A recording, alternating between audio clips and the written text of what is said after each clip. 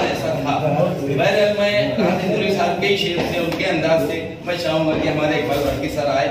یہ راحت اندوری صاحب کہتے ہیں کہ لال پیلے کئی رنگوں کے علم آئیں گے. لال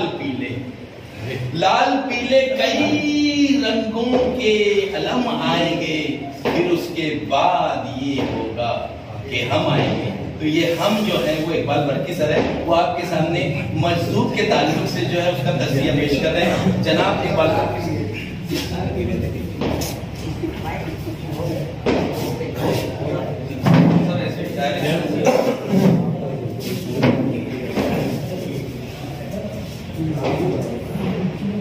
ڈاکٹر شکیب انجم صاحب, پروفیسر رضوان خان صاحب, ڈاکٹر الیاس صدیقی صاحب, پہنچوں گا وہاں تک.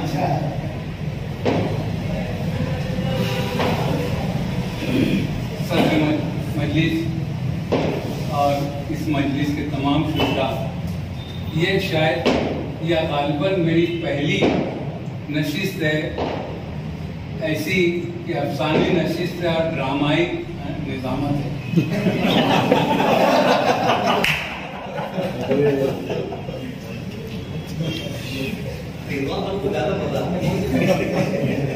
افسانہ منظور ایک تجزیہ ہے. نوجوان افسانہ نگار مبین نذیر کی افسانوی دنیا ابھی ارتقائی منازل میں ہے اور وسعت کے مراحل سے گزر رہی ہے, کیونکہ وہ ابھی اس میدان میں نوارث ہی کہے جا سکتے ہیں. ابھی تک ان کی جو کہانیاں منظر عام پر آئی ہیں انہیں انگلیوں پر گنا جا سکتا ہے. انہوں نے کم لکھا ہے, لیکن جو بھی لکھا ہے غور و فکر کے بعد ہی لکھا ہے. یہی وجہ ہے کہ اتنی کم کہانیوں کے باوجود پڑھنے والوں کی توجہ اپنی جانب مبذول کرانے میں وہ کامیاب ہوئے ہیں. زیر نظر افسانہ مجذوب ان کا تازہ ترین افسانہ ہے. افسانہ انسانی سماج سے ہی اٹھایا گیا ہے اور اپنے دلوں میں کئی سچائیوں سے پردہ ہٹاتا ہوا حساس قاری کے ذہن پر سوالات کے بے رحم اور سخت ناخنوں سے کئی خراشوں کے نشانات چھوڑتا ہوا ختم ہو جاتا ہے. یہ افسانہ فرد واحد کے ساتھ ساتھ سماجی المیہ کا بھی نقش بن کر سامنے آتا ہے.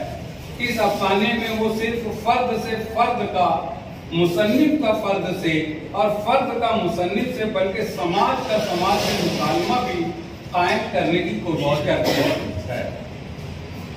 سماجی بے حسی پر تو بہت سے افسانے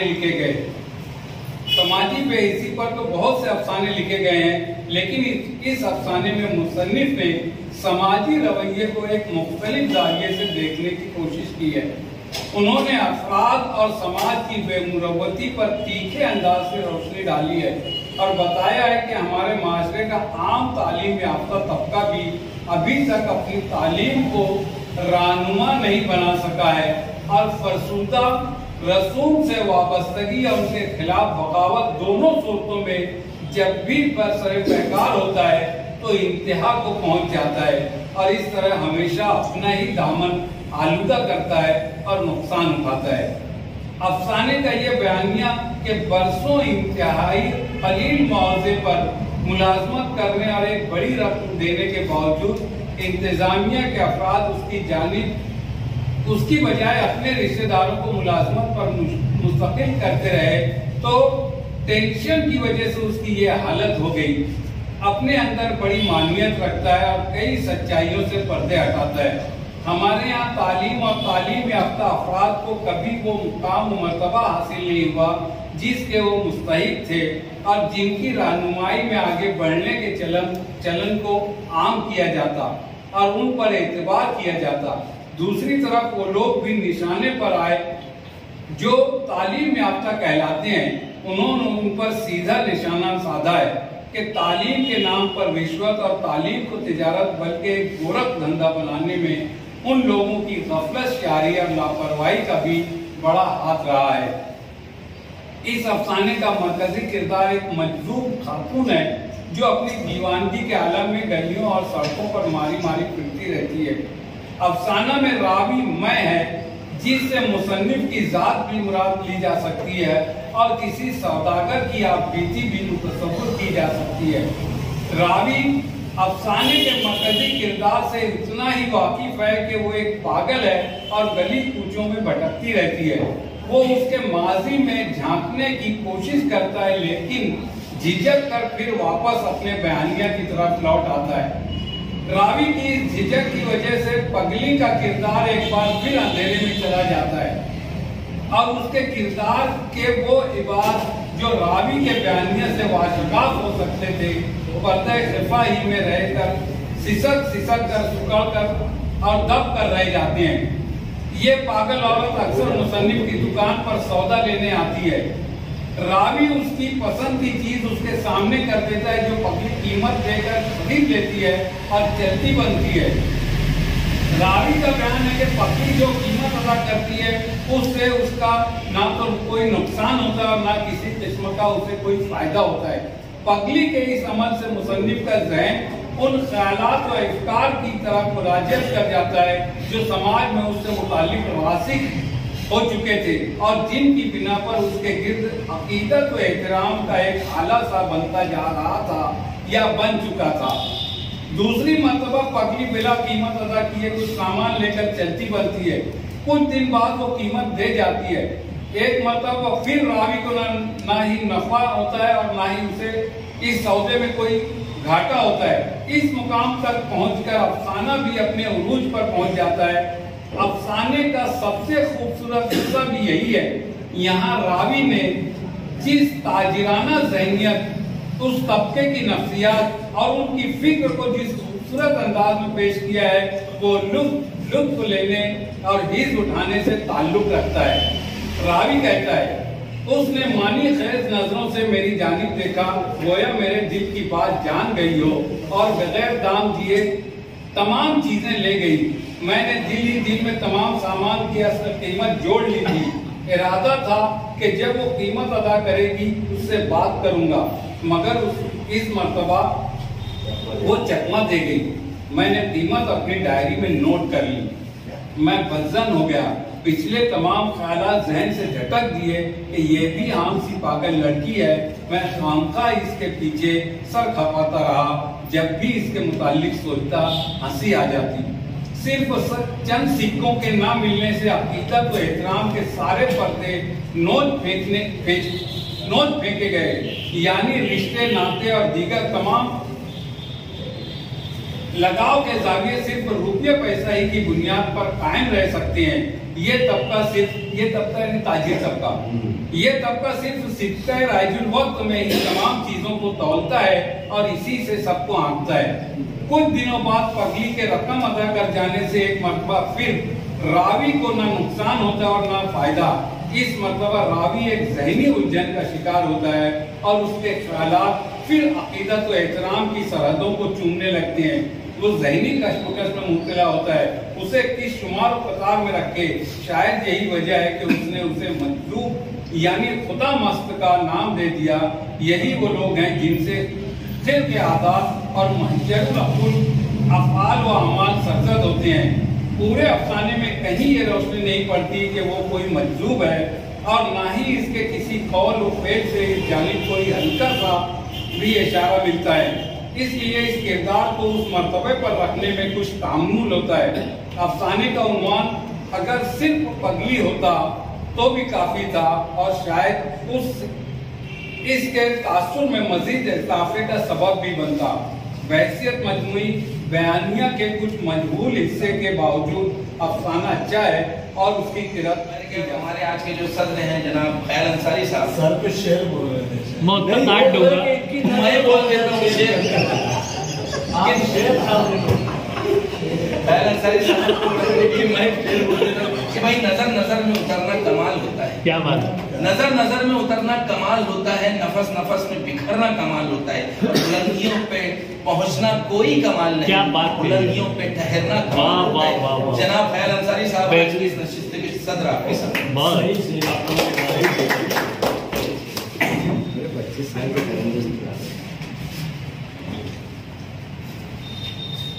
اچھی نشست इस नसीब की सदारत करते हुए मुझको इस बात की खुशी हो रही है, नाज महसूस होता है कि तालीम और अदब का यहाँ जो मेल हो रहा है, मैं समझता हूँ यही अदब है, यही तहजीब है, यही इलियास सिद्दीकी साहब ने कहा कि इस मकाम पर जहाँ से हम सर जैसे लोगों ने अदब हासिल किया है, तालीम तो हासिल की, अदब हासिल किया है, ये सिलसिला बरकरार रहना चाहिए। या इस सिलसिले में डॉक्टर मुबीन नज़ीर की जो सरगर्मियाँ रही हैं उससे मैं वाकिफ़ हूँ, बहुत अच्छे ढंग से ये सरगर्मियाँ उनकी जारी रही, और ये ताल्लुक से इतना ही कहा जा सकता है कि ये सिलसिला बरकरार रहना चाहिए। दूसरी बात ये है कि यहाँ पर हमारे जैसे कि कलमकारों ने पेश किया है, अहमद शफीक साहब ने अपना फन काफ़ी उसमें किरदार है और उसमें कुछ रब्त नहीं था, कुछ किरदारों में रब्त नहीं था। हालांकि वो अफसाने की एक वो सच्चाई है कि खुला नहीं रहना चाहिए लेकिन मजबूत रहना चाहिए। हालांकि उस हिसाब से देखा जाए तो मुबीन नज़ीर साहब का अफसाना पूरा खुला हुआ था, उसके बावजूद उसके अंदर जितने तजस्सुस था मजदूर के उसमें आपके वहाँ उस बात को मैंने महसूस किया कि कमी महसूस की। दूसरी बात यह है कि जिस अंदाज से तबसरे और तस्करे हुए इसमें तस्दिए हुए वो बहुत ही मुनासिब और हर वक्त ऐसे हैं कि जिससे राइटर बहुत कुछ अपनी इस्लाह कर सकता है और उनको हौसला मिलता है कि वो आगे भी करें। खास तौर से हमारे नूर साहब ने, पूरा नाम नहीं ले सकता मैं, नूर साहब ने जो कुछ मामला उठाए उस पर भी गौर किया जा सकता है। हमारे इलियास सिद्दीकी साहब ने जो कुछ कहा मैं समझता हूँ कि वो काफ़ी रहनुमा पाते हैं और तस्दीर का तो जवाब ही नहीं है डॉक्टर बर्की, तो सवाल ही नहीं है कि आपने जिस अंदाज से पूरे अफसाने पे एक नया अफसाना निकाला है, बहुत बड़ी बात है, मैं मुबारकबाद देता हूँ। और इसके साथ के ये मौका मुझको यहाँ सिटी कॉलेज से मिला, अजबर मुहिबान अदब से मिला, हमारे हारून अख्तर साहब हैं, हमारे ताहिर अर्जुन साहब हैं, ये ऐसे लोग हैं कि जिन लोगों ने एक पूरे अरसे के बाद उर्दू नस्ल को जिस तरह से यहाँ शहर के अंदर कायम रखा है, अफसाने हैं, मज़ामीन है, दूसरे असनाफ के ताल्लुक से नस्ली अदब में भी बड़ा काम हो रहा है। लेकिन जिस अंदाज से मुहिबान अदब के लोग अफसाने के ताल्लुक से मेहनत कर रहे हैं, मैं समझता हूँ कि ये तो फनकार के बाद ये तीसरा फनकार उनको नज़ीर साहब मुबीन साहब नज़र आ रहे हैं जो अफसाने पे मेहनत कर रहे हैं। मैं इसको साइंस बात तस्वुर करता हूँ और बड़ी बात है कि इस ताल्लुक से हमारे जो शहर में कमी महसूस हो रही है अफसानों के ताल्लुक से, वो अगर कमी दूर हो जाएगी बहुत बड़ी बात है। इतना ही कह के मैं अपनी बात को खत्म करता हूँ। और दूसरी बात ये है कि मैं शुक्रगुजार हूँ हमारे शकीब अहमद साहब, हमारे निज़ाम सर हैं, इन लोगों के ताउन से अगर यहाँ पर नसीहतें होती रही तो मैं वादा तो नहीं करता लेकिन मेरी खुशनसीबी रहेगी मैं उसमें शिरकत जरूर करूँगा। अल्लाह नहीं सदारत का सवाल ही नहीं है ना।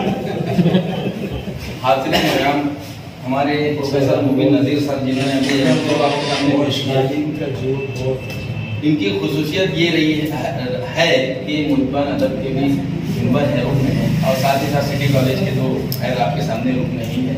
लिहाजा मैं चाहूँगा कि रस्म शुक्रिया के लिए वो यहाँ तशरीफ लाएं क्योंकि दोनों की नुमाइंदगी वो यहाँ पर कर सकते हैं। तो आइए जनाब प्रोफेसर नज़ीर साहब। शुक्रिया अदा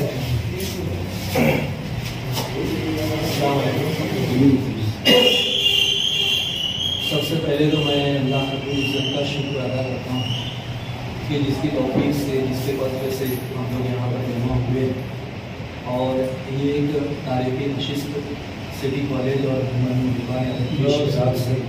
वक़ू पज़ीर हुई है। और जैसा कि तमाम हाज़रीन ने इस चीज़ का इरादा ज़ाहिर किया कि ये सिलसिला जो है वो दराज रहना चाहिए, तो मैं अल्लाह ताला से दुआ करता हूँ कि ये सिलसिला जो है वो दराज रहे। इंशाअल्लाह अंजुमन मुहिबान अदब और सिटी कॉलेज के प्रिंसिपल, वाइस प्रिंसिपल और तमाम ज़िम्मेदारान की जानिब से भी ये यकीन दिलाता हूँ कि इंशाअल्लाह ये सिलसिला दराज रहेगा। जैसा कि यहाँ पर डॉक्टर शकील सर और प्रोफेसर रिजवान सर ने कहा कि हम जो है इस सिलसिले को यहीं पर ख़त्म नहीं करेंगे बल्कि ये कारवां जो है वो आगे बढ़ेगा। तो मैं انجمن محبان ادب کی جانب سے اور سٹی کالج کی جانب سے آج کی ہماری مجلس کے صدر محترم خیال انصاری سر، مہمان خصوصی ڈاکٹر الیاس وسیم صدیقی سر اور ڈاکٹر شکیب احمد جو میزبان بھی ہیں، اور پروفیسر عمران خان سر وہ بھی مہمان بھی ہیں اور میزبان بھی ہیں. اسی کے ساتھ ساتھ آپ تمام نہ نفع نہ نقصان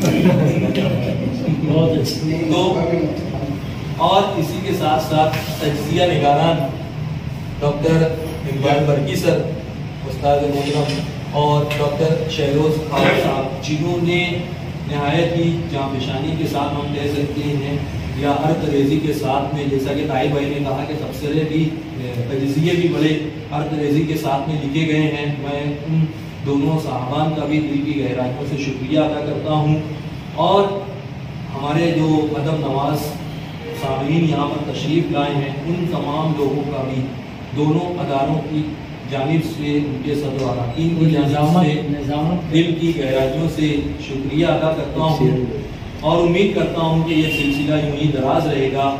اور آخر میں اکثر کالج کے پروگراموں کی نظامت میرے ہاتھ میں ہی رہتی ہے اور میں چھوٹ جاتا ہوں، میں جانتا ہوں.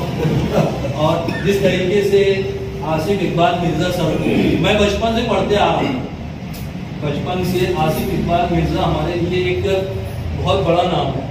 ہاشمی آواز میں ہم سر کو بچپن سے پڑھتے آ رہے ہیں. تو ناظم کا درد جو پورا پروگرام چلاتا ہے اور جو رسم شکریہ ادا کرنے والا ہوتا ہے، میں نے ایک آدھ پروگرام میں کہا بھی کہ دانستہ یا نادانستہ چھوڑ دیا جاتا ہے یا چھوٹ جاتا ہے. تو میں خاص طور سے سر نے جس طریقے سے 11th آر میں جو ہے وہ نظامت کو قبول کیا، حالانکہ ادارے کے نائب صدر کا نام تھا اس میں، اور ان سے رابطہ کیا گیا لیکن وہ کسی مصروفیت کی وجہ سے نہیں پہنچ سکے. تو میں خصوصی شکریہ جو ہے وہ آصف اقبال مرزا سر کا ادا کرنا چاہوں گا، اور آپ تمام حضرات کا بھی دل کی گہرائیوں سے شکریہ ادا کرتے ہوئے اس مجلس کے اختتام کا اعلان کرتا ہوں. شکریہ.